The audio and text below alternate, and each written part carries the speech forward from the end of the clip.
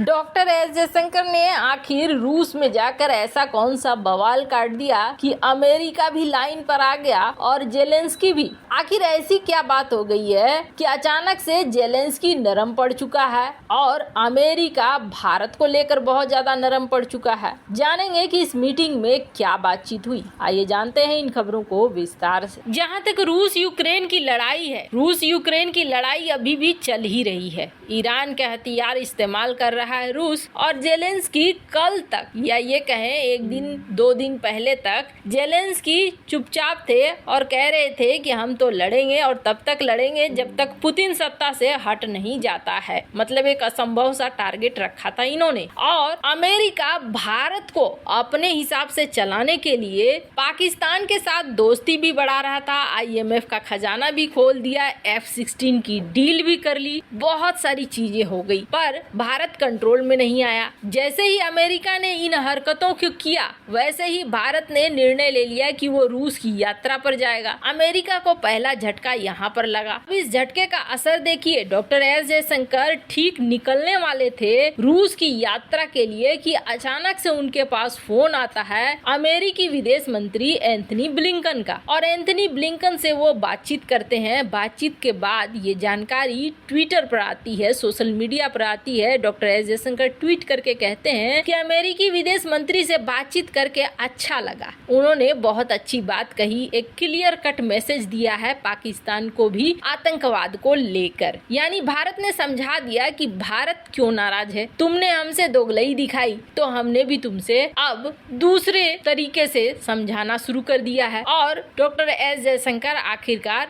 रूस पहुंच जाते हैं। रूस पहुंचते हैं, यहाँ मीटिंग होती है। इस मीटिंग में बहुत चीजें हो रही है, लेकिन इस मीटिंग में पहली बात तो ये हुई कि डॉक्टर एस जयशंकर ने ये बोला कि दुनिया को अफगानिस्तान की स्थिति नहीं भूलनी चाहिए। किस तरीके से आतंकी समूह अब वहाँ सत्ता चला रहे हैं उसे भी नहीं भूलना चाहिए। कल को ये किस तरीके से आतंकवाद को फैलाएंगे और स्थिरता उत्पन्न करेंगे ये कहना बहुत मुश्किल है। अब उन्होंने ये भी कहा कि अफगानिस्तान के जो पड़ोसी हैं उनको भी जरा ध्यान देना चाहिए कि अफगानिस्तान से जो संकट उपजा है वो संकट और जगहों पर न पहुँचे। हालांकि अफगानिस्तान के लोगों के लिए भारत क्या मदद कर रहा है इसको लेकर भी उन्होंने बातें कही कि भारत ने अफगानिस्तान में बहुत सारे टीके वीके, अनाज, गेहूं वगैरह, मेडिसिन वगैरह पहुंचाए हैं। लेकिन क्या अफगानिस्तान ही मेन मुद्दा था? बिल्कुल ही नहीं।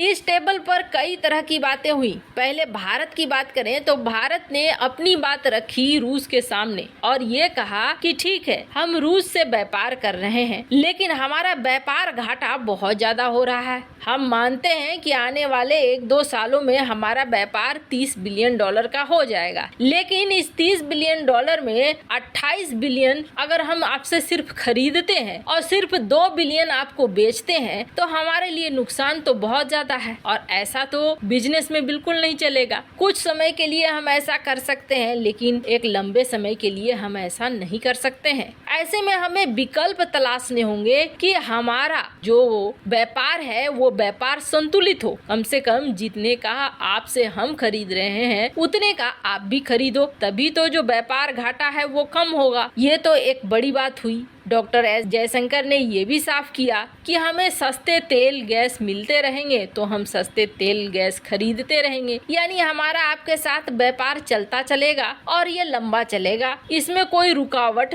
नहीं होगी। व्यापार को लेकर ये वाली मीटिंग खास तो थी ही और ये मीटिंग इम्पोर्टेंट हो भी जाती है। अब जरा आंकड़े देखिए। अप्रैल अगस्त में 18,229 मिलियन डॉलर का द्विपक्षीय व्यापार होता है, लेकिन हमने रूस से खरीदा कितना है? हमने रूस से खरीदा है 17,236.29 मिलियन डॉलर का। यानी हमारे लिए तो घाटा है। भारत ने एक्सपोर्ट सिर्फ 992 $92.73 मिलियन किया, यानी कि एक निगेटिव ट्रेड भारत का 16,243.56 मिलियन का रहा। और इस चीज को लेकर भारत ने बात कहा कि इस चीज को संभालना होगा, इस चीज को हमें रोकना होगा। अब आप सोचेंगे भारत और रूस के बीच व्यापार किस किस चीज का हो सकता है, तो भारत जो एक्सपोर्ट करता है खास तौर पर चाय करता है, कॉफी करता है, फल करता है, इसके अलावे चावल करता है और बहुत कम मात्रा में मसाले करता है और बीजों को करता है। लेकिन हाँ, भारत अब बढ़ा सकता है अपने व्यापार को, और यही बात रूस से भारत कर रहा है कि हम केले, सोयाबीन, टमाटर,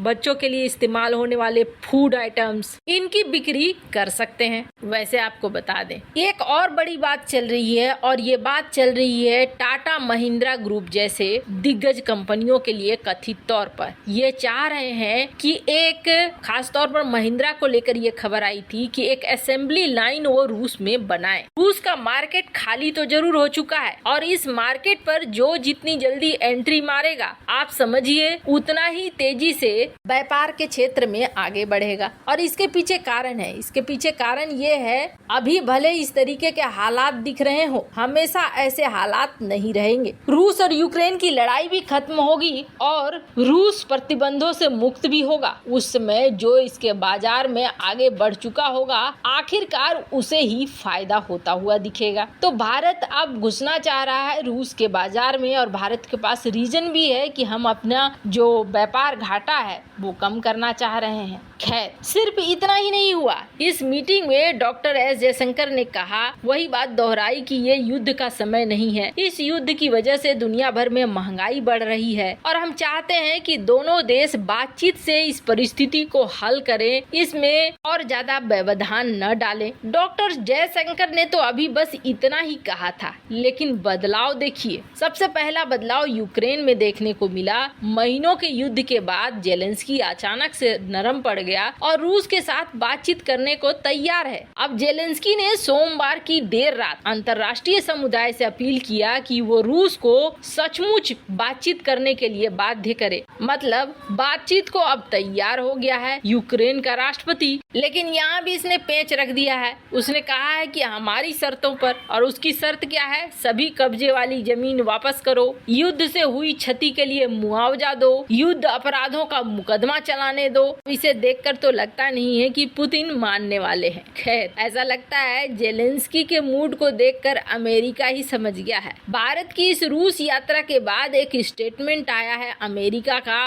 और ये स्टेटमेंट बहुत ज्यादा मायने कर रहा है। अमेरिकी व्हाइट हाउस की तरफ से स्टेटमेंट डाला गया है, जिसमें कहा गया है कि हम भारत के साथ काम कर रहे हैं और रूस से भारत को धीरे धीरे अलग जरूर करेंगे। वैसे आपको क्या लगता है, क्या भारत रूस से अलग होगा, वो भी इस हरकत के बाद कि पाकिस्तान की F-16 फ्लीट को अपग्रेड कर रहा है अमेरिका? कमेंट कर अपनी राय जरूर बताएं। जल्द मिलते हैं अगले वीडियो में नई खबर के साथ।